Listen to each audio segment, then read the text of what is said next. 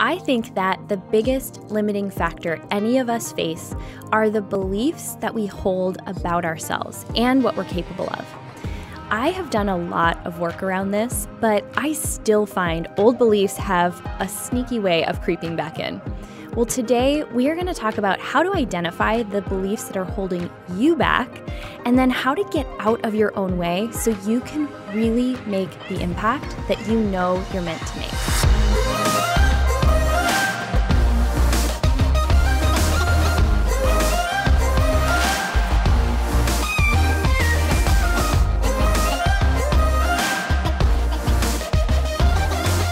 Thanks so much for tuning in today. I am excited to share this topic with you. I had a huge aha moment just this past week, and I'm going to share the story about that. But before I do, I wanted to make sure that you saw the announcement that Lori Harder and I are teaming up to bring you a really incredible experience. If you don't know Lori, we interviewed her on the podcast. Her episode aired last week, and you can hear all of the things that she has accomplished. She is truly just an incredible human being and has created a super successful business, part of which involves a live event, much like our live event, Powerhouse Women.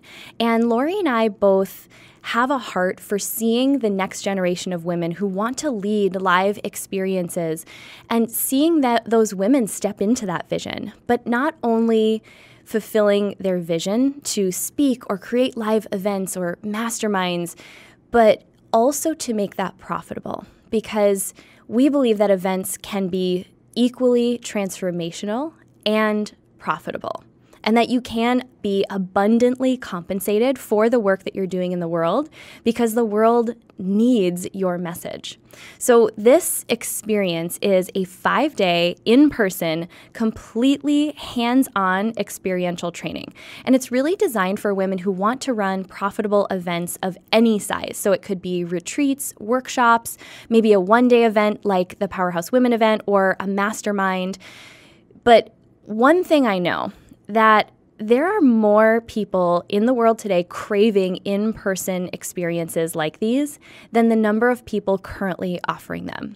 So if you feel the nudge to bring people together through a live in-person experience, then that means the world needs what you have to offer. And I can remember that feeling myself just a few years ago, thinking that the message of Powerhouse Women really was meant to be experienced live and in person to connect women in a way that they hadn't experienced before and allow them to really see and feel that they're not alone in this journey of pursuing our bigger purpose. But I had that vision, but I had no idea where to start. And I had no idea how to make an event part of my business, to make it a legitimate business and a profitable one at that. I was so confused about how to price my event so I didn't lose money. I was afraid that no one would come. There were all these fears that came up that I really had to learn the hard way how to overcome and how to make that event the successful event that it is today. And I say that humbly, but it was a journey, let me tell you. It was not always pretty. And Lori and I wanted to come together to help those of you who feel that same nudge, you feel that same calling to create a live experience, and you want help to overcome some of those obstacles and avoid some of the mistakes that we have made. So this is really perfect for someone who sees themselves speaking on stage. You can't help but seeing, maybe you're at an event, you see someone on stage and you can't help but feeling like, I should be up there. I'm meant to do that. Or maybe you dream of hosting events. You dream of sharing your message on a stage, but you're not really confident about things like where to price an event, the venue you should choose, how to promote the event and sell tickets. Or maybe you just want to learn some next level facilitation and connection skills that are going to elevate your existing business. We are going to provide all of that and so much more. This is truly going to be one of the most incredible weeks of my life and yours. And you can learn more. You can register, check out all the details at eventlove.com. I'm going to link this in the show notes. It's just event, E-V-E-N-T, love spelled L-U-V.com. And it's going to truly set those of you up who know you're meant to host a live experience of your own, and you want to do that in 2020, it's going to set you up to do that and just absolutely shine and make the impact you know you're meant to make, which is going to tie into the topic that we are diving into on the podcast today. And it was, ironically, a breakthrough or an aha moment that I had while working out. I don't know if any of you have these moments, but I feel like when I'm moving my body and challenging myself physically, it is a great way to shine a light on other areas where I tend to get in my own way, maybe in my business or in my relationships. I feel like exercise and working out or just moving our bodies in any way, shape, or form is a great way to create breakthroughs in other areas. I don't know. That just tends to be the case for me.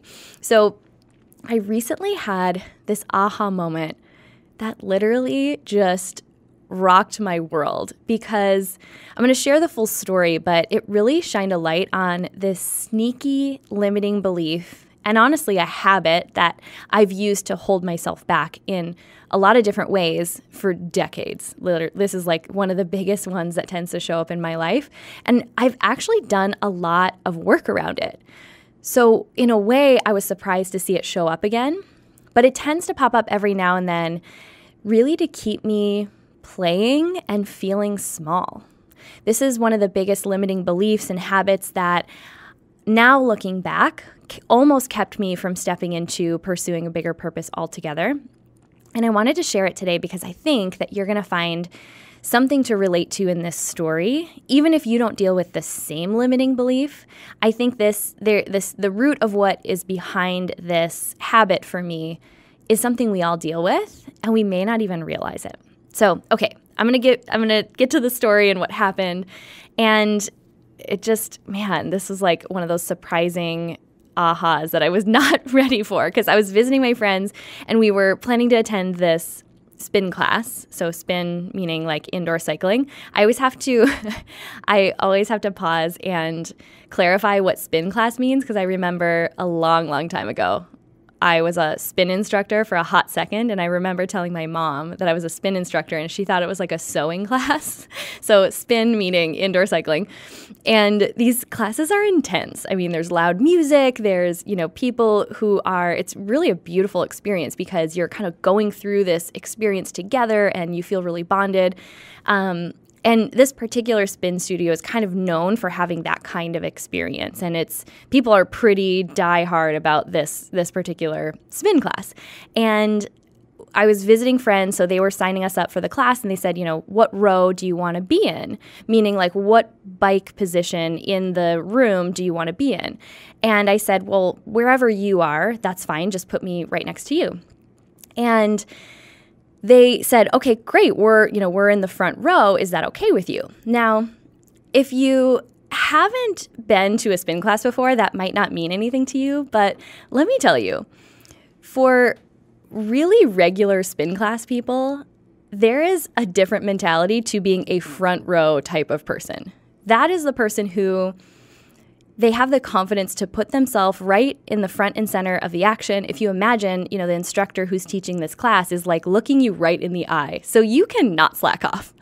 And, front row people are the type of people in this class that are just willing to put themselves in that extra challenging position versus, like, imagine if you're in the back row of a spin class, you can kind of hide, or you can kind of take it easy. No one's really, looking right at you. But in the front of the class, not only is the instructor looking at you, but so are, essentially the whole class is kind of facing you, and you're the one keeping the pace, setting the pace for everyone who's on the bikes in the rows behind you. So, for people who take a lot of spin class, their mentality is that, like, that is a position of honor, if you will. So knowing this, but also knowing that I'm totally up for a challenge and I work out, I'm pretty fit. So I said, well, I'm fine with the front row. My friends that I was taking this class with paused and kind of said, well, so I said, I'm fine with the front row. And then I said, I haven't done spin in a while, but I'm fine with just, if I need to, I'll just take it at my own pace. And this was when this sneaky habit started to show up. because their response was, that's totally cool. Just know, like, people in this class, and they were almost saying that, like, people in this class get a little too, make a little too much out of the front row, and that they tend to be a little judgy of people who maybe don't keep up with that front row pace, whatever that is. And all of a sudden, I started to feel this seed of doubt. I started to doubt my ability because I hadn't done a spin class in over 6 months. I've been to spin classes before where like the pace that you're riding at is really, really fast, and my legs just seem like they don't go that fast.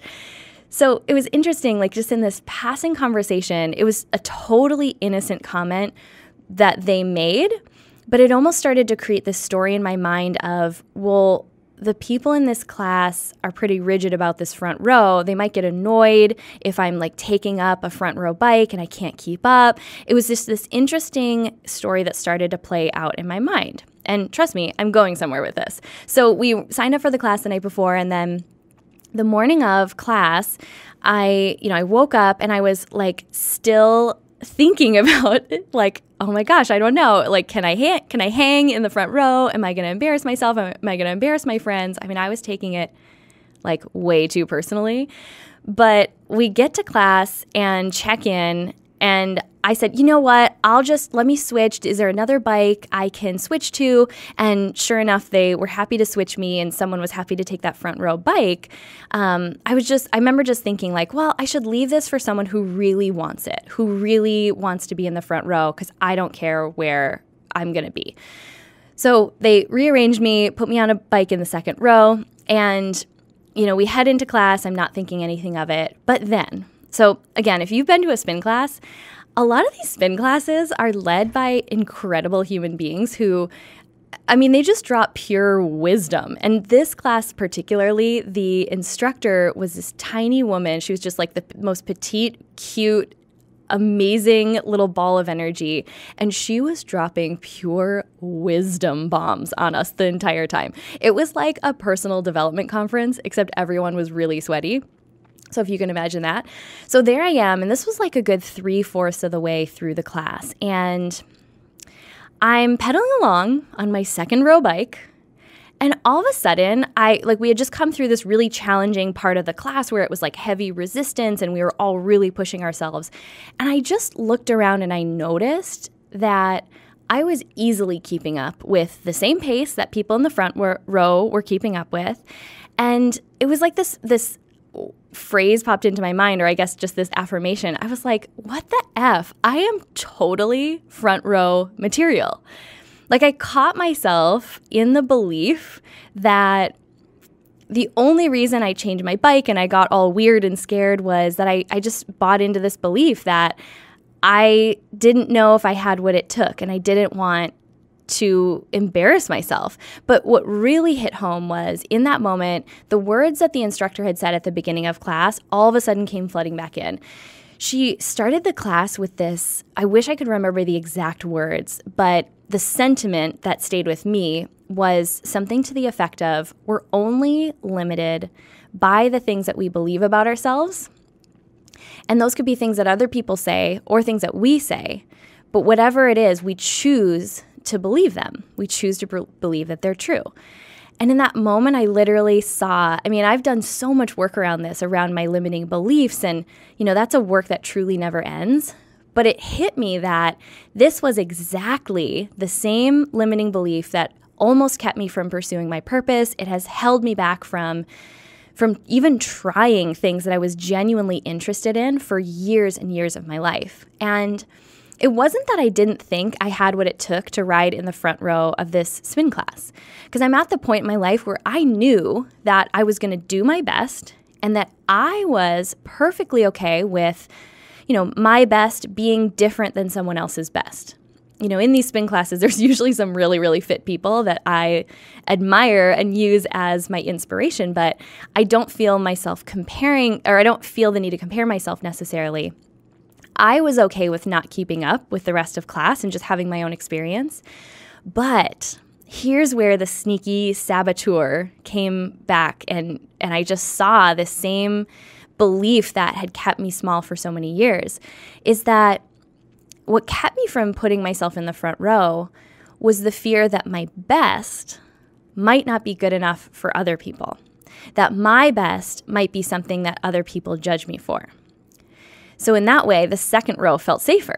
It felt like, well, if I'm a second row person, if I know I have front row potential and I'm going to really give it my all, but I go in the second row, I'm going to feel like a total rock star.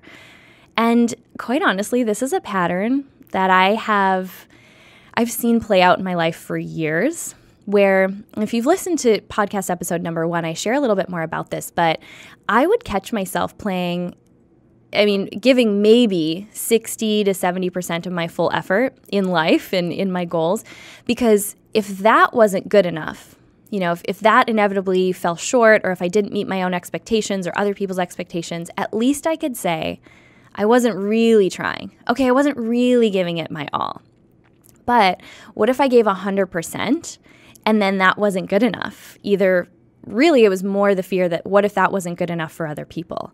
I was afraid that giving my best in the front row of this spin class or in my business, in other areas of my life, if I gave 100% and people still judged it, I had no excuse. Then it was just, well, maybe I'm not good enough. And it starts to trigger those deeper fears that I've wrestled with my entire life.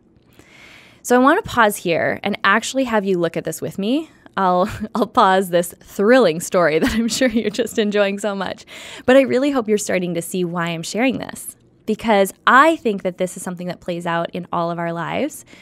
And I want you to look with me. Where in your life have you settled? Where have you settled for second row?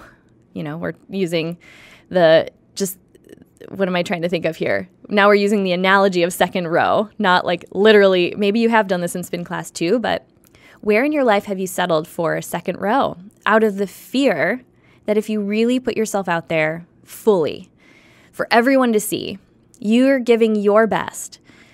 But if you do, right, there's this fear that you might fail or other people might judge. They might judge you. They might feel like you're not enough. Maybe you'll feel like you're not enough. What if you give your 100% showing up in the first row and it's not enough? So instead you settle for something less. You set a goal that's not as high. You set a target for yourself to hit that is well within the realm of what you know you can do. It's not stretching you. It's not having you grow. Where are you playing small? Out of the fear that 100% effort won't be good enough. And it's really just time to step up. And I'm talking to me. I want you to hear these words and I want you to, really map this onto your own life. But I'm talking to me because there are other areas that this helped me see that I'm not giving that 100% effort. I'm always working toward it, and because this is really a new habit that I'm forming, it still is uncomfortable for me, and it was so sneaky how, again, I wasn't expecting this life lesson to come in spin class, but all of a sudden, here I was pedaling along, and I saw this is exactly how 30 plus years of my life played out, and I thought that I'd done enough work around this that it didn't affect me anymore, but boom, here I am, choosing that second row spin bike. And this was a huge reminder for me, and I hope it is for you as well, that I always want to choose the front row of my life. I always want to pick the position or go after the goal that's actually going to stretch me and commit to giving 100% effort to my purpose, because truly, that's the only way I'll ever grow. And I also want to commit to having a lot of grace for myself in the process. Because I think when I have grace for myself, even if someone else does judge it, because we can't ever avoid that, so what if someone gave me a weird look in spin class because I was the slow girl in the front row? If I know I'm showing up and giving 100% of my effort, then I have plenty of room for grace for myself in that process. So I would really love to hear, first of all, if this is resonating with you, but if it is, and if you're starting to see areas of your life where maybe you're choosing the second row instead of the front row, I want to know, where are you so ready to step up and choose the front row in your own life or in your business? I want you to plug into the Powerhouse Women community on Facebook. If you aren't already, all you have to do is go to Facebook, type in Powerhouse Women Community, and the group should pop up. And I want you to share your thoughts on this. I think it can be very therapeutic for all of us to share that this is something we totally all struggle with, and to catch ourselves in the act of choosing the second row when we're really front row people. So I just want to remind you that not only do you not have to do any of this alone, right? Just like in a spin class, you're pedaling along, you're really sweaty, but you're there with other people, and you're doing this as a group. And you can rely on other people's energy when you need it. You can rely on their strength when you need it. I want you to know, just like we always remind you, that you're not meant to do this alone. But I also want you to know today, especially, that you are totally front row material.